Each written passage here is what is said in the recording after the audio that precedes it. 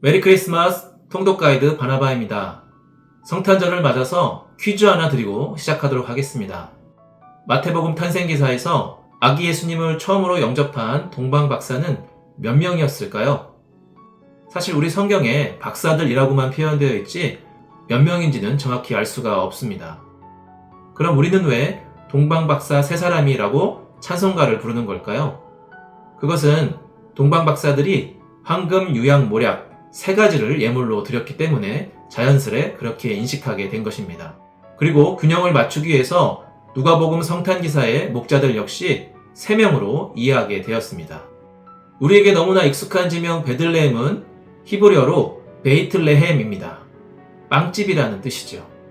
왜 성읍 이름이 빵집이었을까요? 빵이 맛있어서 그랬을까요? 빵의 질이 좋아서 그랬을까요?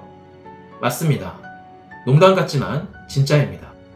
유다 산지는 겉보기에는 척박한 땅이지만 실제로는 세노마니안이라는 암석이 풍화되어 형성된 테라로사 토양입니다. 매우 비옥한 땅입니다. 특히 베들레헴 주변은 밀과 보리 등의 밭농사, 포도, 무화과, 올리브 등의 과일 농사도 가능한 곳이었습니다. 예루살렘에 질 좋은 밀과 보리를 공급하는 산지였기에 어느 순간부터 빵집이라는 지명으로 불리게 되었을 것입니다. 참고로 창세기 35장 19절에 나오는 베들레헴의 다른 지명 에브란 역시 소출이 풍부하다, 열매가 풍성하다라는 뜻의 파라라는 동사에서 나왔습니다. 지난 시간 룻기의 이야기를 다뤘는데요. 그 배경이 되는 베들레헴의 들판을 가리켜 현지인들은 보아스의 들판이라고도 부르고 목자들의 들판이라고도 부릅니다. 이번 시간에는 누가복음의 성탄 이야기에 등장하는 대대로 그 땅에서 양을 치던 목자들의 포커스를 맞추고자 합니다.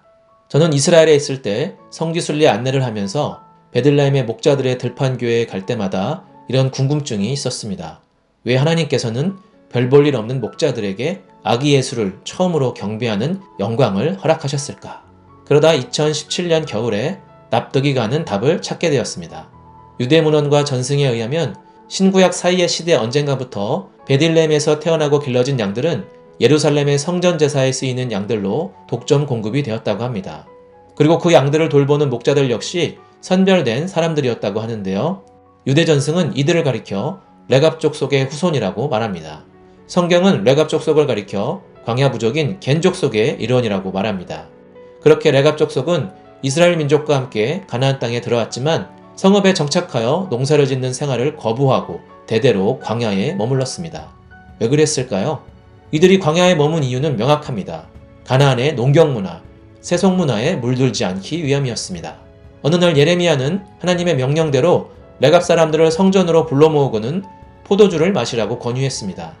그들은 이런지하에 거절하며 이렇게 이유를 댔습니다.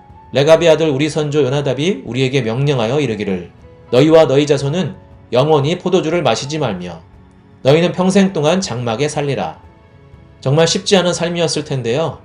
그들은 조상의 명령을 다 지켜 행했습니다.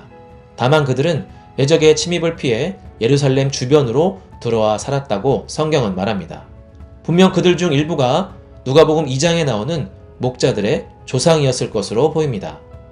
조상들이 그랬듯이 베들레헴 목자들의 삶은 고단하기 짝이 없었습니다. 그 지역의 목자들이 밤에 밖에서 자기 양떼를 지키더니 베들레헴 주변은 천연 석회암 동굴이 많은데요. 목자들은 대충 거기에 움막을 짓고 울타리를 두르고 살았을 것입니다. 참고로 베들레헴의 12월은 한국 정도는 아니지만 밤중에는 꽤 쌀쌀합니다. 아마도 목자들은 밤에 모닥불을 펴놓고 불침번을 정해서 양을 지켰을 것입니다. 그런데요, 쌀쌀한 어느 날 밤 하나님의 타이밍에 천사가 그들에게 나타났고 메시아 탄생의 큰 기쁨의 좋은 소식을 전해주었습니다. 강보에 쌓여 구유에 누인 아기를 보게 되는 것이 사인이라고 말했습니다.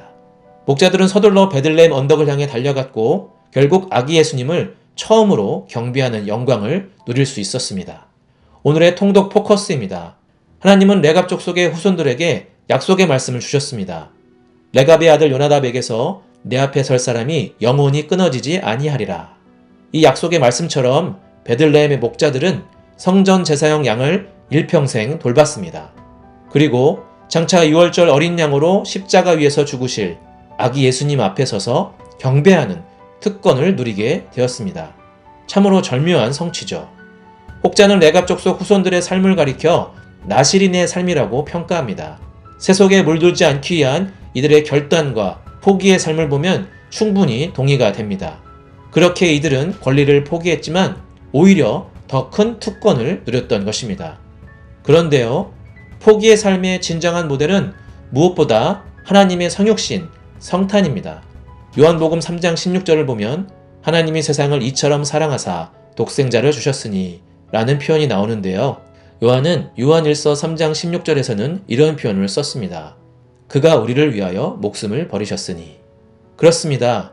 하나님의 시선에서 아들을 주셨다는 것은 예수님의 시선에서는 자신을 포기했다는 것이라 하겠습니다. 자신을 포기한다는 것, 그리스도 닮음을 추구하는 제자도의 본질이 아닐까요? 성탄절은 정말 기쁜 날이면서 동시에 제자도의 진정한 의미를 되새기는 날이 아닐까 생각합니다. 베들레헴 통독하기 파트 2는 여기까지입니다. 2025년의 첫날 더 유익한 내용으로 찾아오겠습니다.